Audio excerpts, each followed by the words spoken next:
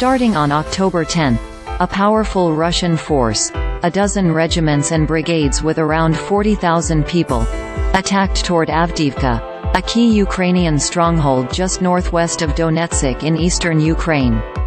The Ukrainian garrison, anchored by the 110th Brigade and later reinforced by the 47th and 57th Brigades, was ready for the Russians. In 10 weeks of costly attacks, the Russian force advanced a mile or so north and south of Avdiivka. In the north, the Russians captured the village of Stepov. But then, this week, the Ukrainians counterattacked. It's possible they've liberated Stepov. At the very least, neither side controls the village.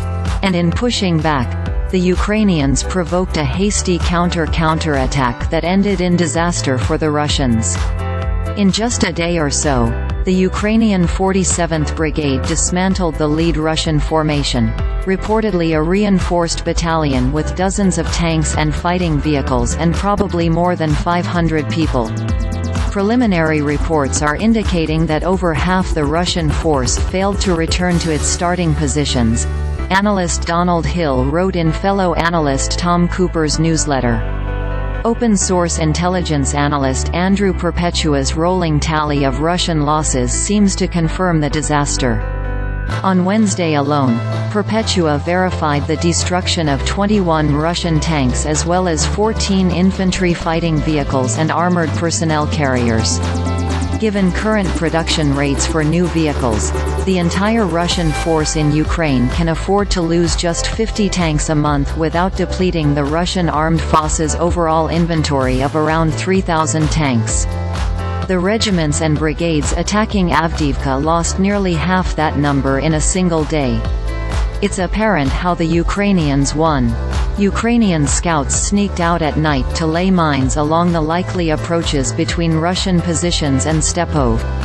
Ukrainian drones targeted the attackers, even striking one BTR fighting vehicle laden with ammunition, triggering a massive explosion.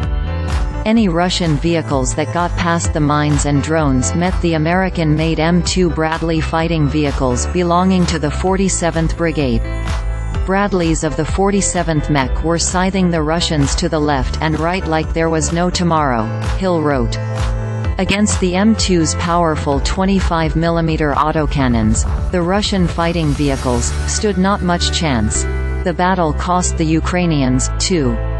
The 47th Brigade probably had just a dozen or so German-made Leopard 2A6 tanks left out of the 18 it got as donations early this year. The brigade abandoned 2 more Leopard 2s outside Stepov this week. The only consolation is that the tanks might be recoverable and fixable. But even if the Leopards are write-offs, it was a good trade. At the cost of 2 tanks, the Ukrainians destroyed dozens of Russian vehicles and killed potentially hundreds of Russian troops, adding to the 13,000 casualties Russia has suffered trying, and so far failing, to capture Avdiivka.